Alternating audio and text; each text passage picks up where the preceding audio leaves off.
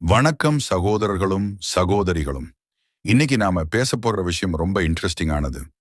ஒரு நிமிஷம் மனசுல யோசிச்சு பாருங்க. உங்க வாழ்க்கையில யாராவது உங்களை பார்த்து சிரிக்கிறாங்களா? நீங்க சொல்லுற ஐடியாவை கேவலப்படுத்துறாங்களா? நீங்க சாதிக்கிற விஷயங்களை லைட்டா எடுத்துக்கிறாங்களா? நீங்க பேசும்போது நடுவுல குறுக்கிட்டு கிண்டல் பண்றாங்களா? அப்படி யாராவது இருக்காங்கன்னா, நீங்க ராத்திரி தூங்காம யோசிச்சிருக்கலாம். இவனை எப்படி மடக்கலாம்? இவனுக்கு எப்படி பதில் கொடுக்கலாம்? ஒரு நாள் இவனை பாடம் கற்பிக்கணும் அப்படின்னு கோபத்தோட நினைச்சிருக்கலாம். ஆனா உண்மைய சொல்றேன். எதிரிக்கு பதில் சொல்றது சாதாரண மனிதர்கள் செய்யற வேலை. ஆனா எதிரிய வெல்லுவது அது புத்திசாலிகள் செய்யற வேலை. ஒரு சிங்கம் குறைக்கும் நாய்க்கு பதில் சொல்லாது. அது அமைதியா இருக்கும். ஆனா அந்த அமைதிக்குள்ள ஒரு சக்தி இருக்கும். அதே மாதிரிதான் வாழ்க்கையிலும். நீங்க இப்ப வரை போர்க்களத்துக்கு வெறும் கையோட போயிருக்கலாம். ஆனா உங்க எதிரிகிட்ட என்ன இருக்குன்னு தெரியுமா? பொய் இருக்கலாம், சதி இருக்கலாம், விஷம் மாதிரி வார்த்தைகள் இருக்கலாம். ஆனா உங்ககிட்ட ஒரு விஷயம் இருக்கு. அது நேர்மை மட்டும் இல்ல. அதுக்கு மேல ஒரு பெரிய ஆயுதம் இருக்கு. அது என்னன்னா புத்திசாலித்தனம்.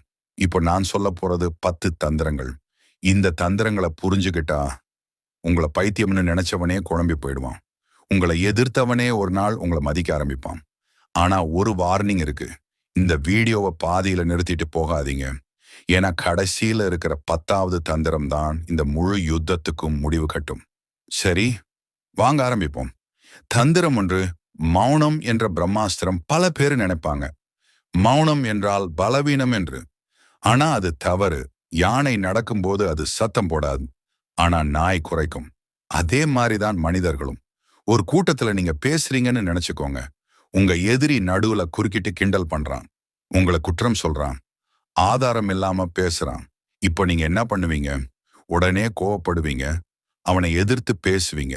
ஆனா அதுதான் அவன் எதிர்பார்ப்பது. நீங்க அப்படி செய்தீங்கன்னா அவன் வெற்றி. மாறாக என்ன செய்யணும் தெரியுமா? அமைதியா இருங்க. ஒரு வார்த்தை கூட பேசாதீங்க. ஒரு நொடி அவன் கண்ணை பார்த்து அப்புறம் உங்க வேலையை பாருங்க. அவன் மூளை அங்கேயே குழம்பும். ஏன் இவன் பதில் சொல்லல? இவன் என்ன யோசிக்கிறான்? அப்படின்னு அவனே குழப்பமா போயிடுவான். ஒரு வார்த்தை கூட பேசாம நீங்க அவனை தோக்கடிச்சிட்டீங்க. தந்திரம் 2 பாராட்டு என்ற விஷயம் இது ரொம்ப பவர்ஃபுல். உங்க எதிரி உங்களை பத்தி பொய் பேசுறான். உங்களை கீழே இழுக்க முயற்சி செய்யறான். நீங்க என்ன பண்ணுவீங்க? அவனை எதிர்த்து சண்டை போடுவீங்க. ஆனா அது அவனுக்கு சந்தோஷம். அவன் ஹீரோ ஆகிடுவான். ஆனா நீங்க ஒரு வேற மாதிரி செய்யுங்க. அவனை பாராட்டுங்க. நல்லா பேசுறீங்க. உங்க கான்ஃபிடன்ஸ் சூப்பர் அப்படின்னு சிரிச்சு சொல்லுங்க. அவன் உடனே கன்ஃபியூஸ் ஆகிடுவான். இவன் ஏன் என்ன பாராட்டுறான் அப்படின்னு அவனுக்கு புரியாது. அவன் திட்டியதெல்லாம் அவனுக்கே சும்மா ஆகிடும்.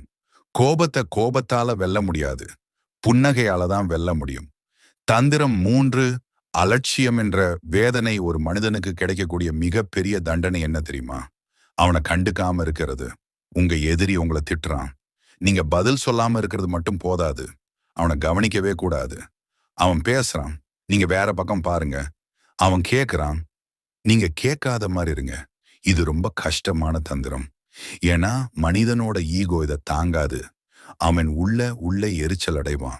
அதுவே அவனுடைய தோல்வியின் ஆரம்பம். தந்திரம் 4 டாஷ் நேரம் என்ற சக்தி பல பேருக்கு ஒரு பிரச்சனை. அவமானம் நடந்த உடனே பதில் சொல்லணும். இப்பவே முடிச்சிடணும். இந்த அவசரம் தான் தோல்விக்கு காரணம். சில விஷயங்களுக்கு நேரம் தான் பதில். நீங்க உடனே வெல்ல வேண்டிய அவசியம் இல்லை. 1 மாசம் கழிச்சு வெல்லலாம். 1 வருடம் கழிச்சு வெல்லலாம். நியாயம் கொஞ்சம் தாமதமாக வரும். ஆனா அது கண்டிப்பா வரும். அதனால பொறுமையா இருங்க. தந்திரம் 5 டாஷ் தனிமை என்ற வலிமை ஒரு நேரம் வரலாம். நண்பர்கள் விட்டு போயிருப்பாங்க. சுற்றம் குறைஞ்சிருக்கும். அப்போ நம்ம மனசு என்ன நினைக்கும்? எனக்கு யாரும் இல்லை. ஆனா உண்மையில் அது பலம். வரலாற்றுல பெரிய மனிதர்கள் பல பேரும் தனிமையில தான் உருவானவங்க. தனிமை ஒரு சாபம் இல்ல. அது ஒரு ட்ரைனிங். அங்கேதான் மனசு கூர்மையா ஆகும். அங்கேதான் உங்களுக்குள்ள இருக்கிற சக்தி வெளியில் வரும். தந்திரம் 6 எதிரியின் ஆயுதத்தை உடைத்தல். உங்க எதிரி உங்களை ஒரு பேர்ல கூப்பிடுவான். இவன் நல்லவன், இவன் பலவீனமானவன் அப்படின்னு. நீங்க அதை மறுக்காதீங்க. மாறாக அதை உங்கள் பலமாக மாற்றுங்க. ஆமாம், நான் நல்லவன் தான். யாருக்கும் கெடுதல் நினைக்காதது என் பலம் அப்படின்னு சொல்லுங்க. அவனோட கிண்டல் அங்கேயே முடிஞ்சிடும். தந்திரம் 7 வளர்ச்சி என்ற பழி. எதிரிக்கு பதில் சொல்ல வேண்டிய அவசியம் இல்லை. உங்க வெற்றியே பதில். அவன் உங்களை கிண்டல் பண்றான். நீங்க அமைதியா உங்க வாழ்க்கையை முன்னேற்றுங்க. புதிய ஸ்கில்ஸ் கத்துக்கங்க. உங்க வேலை வளர்த்துக்கங்க. உங்க உடல் ஆரோக்கியமா வச்சுக்கங்க. ஒரு வருஷம் கழிச்சு அவன் உங்களை பார்த்தால் அவனுக்கே பதில் கிடைக்கும். தந்திரம் 8, எதிரியின் பலவீனம் கண்டுபிடித்தல். ஒவ்வொரு மனிதனுக்கும் ஒரு பலம் இருக்கும், ஒரு பலவீனமும் இருக்கும். உங்க எதிரி எதுல பெருமைப்படுறான்? பணம், பேச்சு அல்லது ஸ்டேட்டஸ்? அதை கவனிங்க. அவன் பெருமைப்படுற விஷயத்தை நீங்க பெருசா எடுத்துக்காதீங்க. அவன் ஈகோ அங்கேயே உடைந்து போயிடும். தந்திரம் 9, சிரிப்பு என்ற குண்டு. சிரிப்பு ஒரு பெரிய ஆயுதம். எந்த சூழ்நிலையிலும் சிரிக்க தெரிந்தவனை யாராலும் தோற்கடிக்க முடியாது. உங்க எதிரி உங்களை கேவலப்படுத்துறான், நீங்க சிரிங்க, அவன் கன்ஃபியூஸ் ஆயிடுவான். இவன் ஏன் சிரிக்கிறான் அப்படின்னு அவன் யோசிக்க ஆரம்பிப்பான்.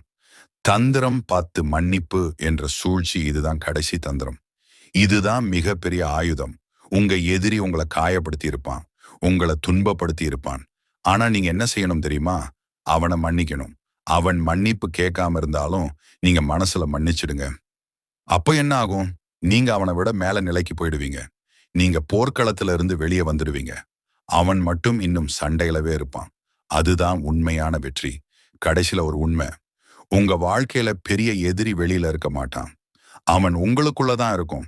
அவன் பெயர் பயம், அவசரம், தாழ்வு மனப்பான்மை. இந்த மூணையும் வென்றவனுக்கு வெளி எதிரி எதுவும் இல்லை. அதனால எழுந்திருங்க, விழித்திருங்க. உங்க இலக்கை அடையும் வரை நிற்காதீங்க. நீங்க மாறினால் உங்க வாழ்க்கையும் மாறும். உங்க வெற்றிதான் உங்க எதிரிகளுக்கு பெரிய பதில்.